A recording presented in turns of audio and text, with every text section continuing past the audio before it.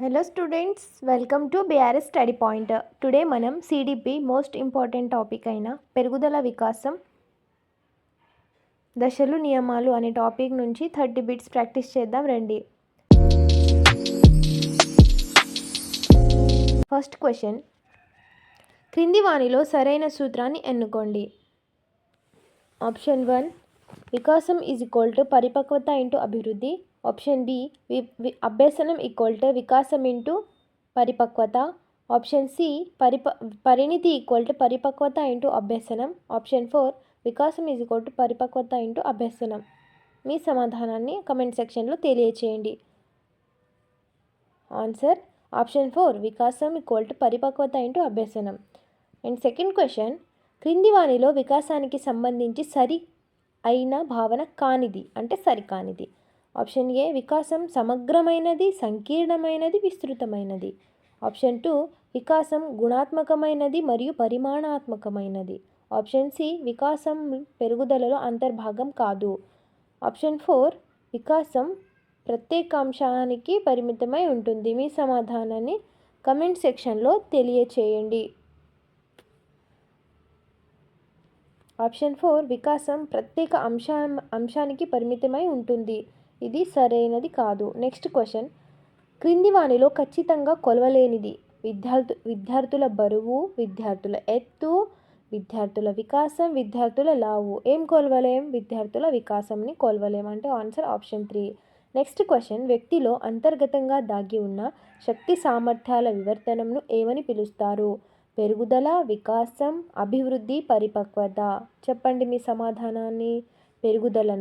పెరుగుదల బయటికి కనిపిస్తుంది, అభివృద్ధి కనిపిస్తుంది, పరిపక్వత అంటే మెచ్యూరిటీ. మీ సమాధానాన్ని తెలియచేయండి. ఆన్సర్ పరిపక్వత అంటే మెచ్యూరిటీ. అంటే లోపల మెచ్యూరిటీ అంటే పరిపక్వత అంటే మీలో ఏదైనా ఉంటుంది కదా, ఇప్పుడు పాట పాడడం, డ్యాన్స్ చేయడం, మంచిగా క్రియేటివిటీ చేయడం, పెయింటింగ్స్ చేయడం, అలాంటి మీలో అంతర్భాగంగానే ఉంటాయి, బయట కనిపించదు కదా ఎవరికి, అట్లా అన్నమాట. నెక్స్ట్ క్వశ్చన్, పెరుగుదల ఏదో ఒక దశలో ఆగిపోను అని చెప్పుటకు మనం ఉపయోగించే పరిభాష. ఆప్షన్ ఏ సంచితం, ఆప్షన్ డి విస్తృతం, ఆప్షన్ 3 సంకీర్ణం, ఆప్షన్ 4 సంకుచితం. మీ సమాధానాన్ని కమెంట్ సెక్షన్లో తెలియచేయండి. ఆప్షన్ 4 సంకుచితం. నెక్స్ట్ క్వశ్చన్, శిశువులందరిలో భాషా వికాసం మొదట ముద్దు పలుకులతో ప్రారంభమయ్యి క్రమంగా పదాలు నేర్చుకొని తర్వాత సంభాషణలు చేస్తూ పిదప సంక్లిష్టమైన భాష నైపుణ్యాలను పెంపొందించుకుంటాడు. దీనిని బలపరిచే వికాసం ఏమిటి? ఆప్షన్ 1, వికాసం సాధారణ నిర్దిష్టం వైపుకు ప్రయాణించును. వికాసం సులభం నుంచి జటిలం వైపుకు ప్రయాణించును. ఆప్షన్ 3, వికాసం ఖచ్చితమైన నమూనాను పాటిస్తుంది. ఆప్షన్ 4, వికాసంలో వైయక్తిక భేదాలు ఉంటాయి. ఆన్సర్ తెలియచేయండి కమెంట్ సెక్షన్లో. క్వశ్చన్ ఏం చెప్పిండు? క్రమంగా అంటే వికాసం ఏం చేస్తుంది? ఖచ్చితమైన నమూనాను పాటిస్తుంది. నెక్స్ట్ క్వశ్చన్, ప్రజ్ఞ అనే ఎస్జిటి ఉపాధ్యాయురాలు తన పాఠశాలలోని విద్యార్థులకు అన్ని సబ్జెక్టులను బోధించిన తర్వాత తనకు ఎస్ఏ ప్రమోషన్ రావడంతో కేవలం ఒకే ఒక సబ్జెక్టును విద్యార్థులకు బోధించడం ప్రారంభించింది. దీనిలో ఇమిడి ఉన్న వికాస నియమం. ఆప్షన్ 1, వికాసం సరళం నుంచి జటిలం వైపుకు ప్రయాణించును. వికాసం సాధారణం నుంచి నిర్దిష్టం వైపుకు ప్రయాణించును. వికాసం అన్ని దశలలో ఒకేలాగా ఉండును. 4th, వికాసంలో వైయక్తిక భేదాలు ఉంటాయి. ఆన్సర్ ఏమిటి చెప్పండి? ఆన్సర్ వికాసం సాధారణం నుంచి నిర్దిష్టం వైపుకు ప్రయాణిస్తుంది. అంటే సాధారణం అంటే అన్నీ బోధించింది కదా, తర్వాత ఎస్ఏ ప్రమోషన్ వచ్చిన తర్వాత లేదా ఎస్ఏ జాబ్ వచ్చాక నెక్స్ట్ కొట్టుకున్నప్పుడు ఏం చేస్తారు? ఏదైనా పర్టికులర్గా ఒక సబ్జెక్ట్ బోధిస్తారు, అంటే సాధారణం నుంచి నిర్దిష్టం. నెక్స్ట్ క్వశ్చన్, సుమ, శ్రావణి ఇద్దరు ఎస్జిటి ఉపాధ్యాయులు అయినప్పటికీ సుమ గణితంను విద్యార్థులకు చక్కగా బోధించగలదు, కానీ శ్రావణి మాత్రం సైన్స్ సబ్జెక్టును చక్కగా బోధిస్తుంది. దీనికి కారణమైన వికాస నియమం. వికాసం సరళం నుంచి జటిలం వైపుకు ప్రయాణిస్తుంది. వికాసం సాధారణం నుంచి నిర్దిష్టం వైపుకు ప్రయాణిస్తుంది. ఆప్షన్ 3, వికాసం అన్ని దశలలో ఒకేలా ఉండదు. ఆప్షన్ 4, వికాసంలో వైయక్తిక భేదాలు ఉంటాయి. మీ సమాధానాన్ని తెలియచేయండి. ఆన్సర్ ఏంది? వికాసంలో వైయక్తిక భేదాలు ఉంటాయి. నెక్స్ట్ క్వశ్చన్, చిన్న తరగతులలో ఉపాధ్యాయుడు ఆంగ్లం బోధించేటప్పుడు నిత్య ఆపిల్, బ్యాట్, క్యాట్, డాగ్ లాంటి పదాలను నేర్పించి తర్వాత తెలియని పదాలపై యాక్స్, బోట్, క్రొకడైల్, డంకీ లాంటి కాస్త కఠినమైన పదాలను నేర్పిస్తున్నాడు. ఇక్కడ ఉపాధ్యాయుడు పాటిస్తున్న వికాస నియమం. వికాసం సరళం నుంచి జటిలం వైపుకు ప్రయాణిస్తుంది. ఆప్షన్ 2 వికాసం సాధారణం నుంచి నిర్దిష్టం వైపుకు ప్రయాణిస్తుంది. ఆప్షన్ సి వికాసం అన్ని దశలలో ఒకేలాగా ఉండదు. ఆప్షన్ 4 వికాసంలో వ్యక్తిగత భేదాలు ఉంటాయి. ఏం పాటిస్తున్నాడు? ఫస్ట్ తెలిసిన దాని నుంచి తెలియనివి అంటే ఏం చేస్తున్నాడు చెప్పండి? వికాసం సరళం నుంచి జటిలం అంటే ఇవన్నీ తెలిసిన పదాలు, ఇవి కొంచెం కొత్తగా ఉన్నాయి కాబట్టి. నెక్స్ట్ క్వశ్చన్, వ్యాయామ ఉపాధ్యాయుడు 5వ తరగతి చదువుతున్న ఐశ్వర్యను క్రీడలు ఆడేటప్పుడు ఆమె ఆట విధానం చూసి నీవు ఖచ్చితంగా భవిష్యత్తులో మంచి అథ్లెటిక్ అవుతావని ప్రోత్సహించెను. ఇక్కడ ఉపయోగపడే వికాస నియమం. ఆప్షన్ 1 వికాసంను ప్రాగోక్తీకరించవచ్చు. ఆప్షన్ 2 వికాసం ఒక పరస్పర చర్య. ఆప్షన్ 3 వికాసం సాధారణం నుంచి నిర్దిష్ట వైపుకు ప్రయాణిస్తుంది. వికాసం ఒక సంచిత ప్రక్రియ. మీ సమాధానం చెప్పండి ఏంది? వికాసాన్ని ప్రాగోక్తీకరించవచ్చు అంటే అంచనా వేయవచ్చు. అంచనానే వేశాడు కదా తన టీచర్. నెక్స్ట్ క్వశ్చన్, నిత్య జీవితంలో మనం ఒకసారి వర్షం పడగానే లేదంటే భూకంపం, తుఫాను సంభవిస్తే తెలియకుండానే మనం హఠాత్తుగా ఇవన్నీ సంభవించాయని అనుకుంటాం. కానీ అవి హఠాత్తు పరిమాణాలు కావు అని సంభవించే ముందు అనేక దశలలో జరిగిన మార్పుల యొక్క ఫలితం వల్ల అలా జరిగాయని బలపరిచే నియమం. వికాసాన్ని ప్రాగోక్తీకరించవచ్చు. వికాసం ఒక పరస్పర చర్య. ఆప్షన్ 3 వికాసం సాధారణం నుంచి నిర్దిష్ట వైపుకు ప్రయాణిస్తుంది. ఆప్షన్ 4 వికాసం ఒక సంచిత ప్రక్రియ. మీ ఆన్సర్ చెప్పండి. వికాసం ఒక సంచిత ప్రక్రియ అంటే తెలియకుండానే లోపల చాలా జరిగి ఉంటుంది, కానీ ఒకేసారి హఠాత్తుగా వస్తాయి.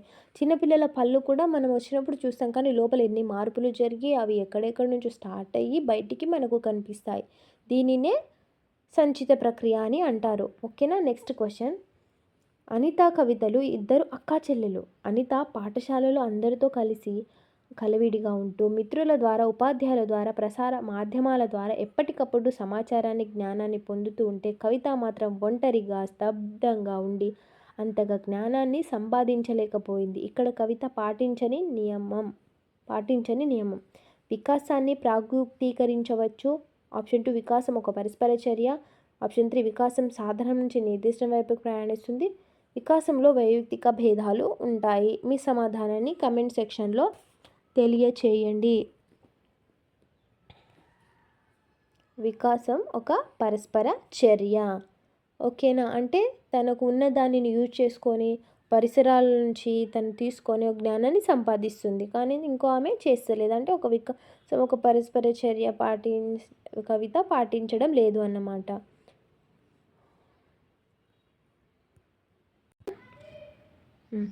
మీ క్వశ్చన్, ఉపాధ్యాయుడు గణితంలో భాగంగా విద్యార్థులకు ముందుగా సహజ సంఖ్యలు, తర్వాత పూర్ణాంకాలు, తర్వాత పూర్ణ సంఖ్యలు, తర్వాత కరణీయ సంఖ్యలు, అకరణీయ సంఖ్యలు, తర్వాతనే వాస్తవ సంఖ్యలను నేర్పించాడు.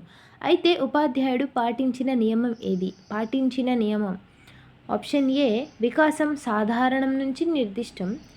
ఆప్షన్ బి వికాసం సులభం నుంచి జటిలం వైపుకు ప్రయాణించును. ఆప్షన్ సి వికాసం ఖచ్చితమైన నమూనాను పాటిస్తుంది. ఆప్షన్ 4 వికాసంలో వైవిక్త భేదాలు ఉంటాయి. మీ సమాధానాన్ని కమెంట్ సెక్షన్లో తెలియచేయండి. ఆప్షన్ 3 వికాసం ఖచ్చితమైన నమూనాను పాటిస్తుంది అంటే ఫస్ట్ ఏం చేసిండు?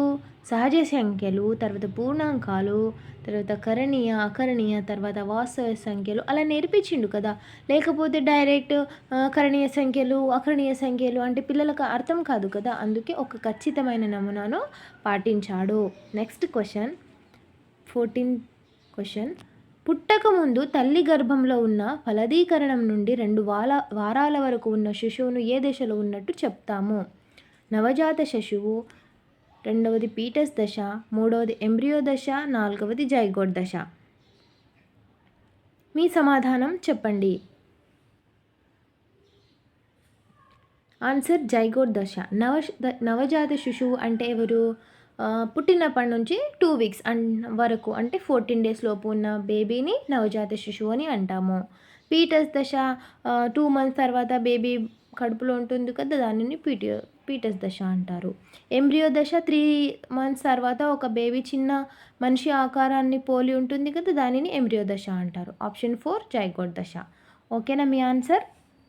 జైగోట్ దశ.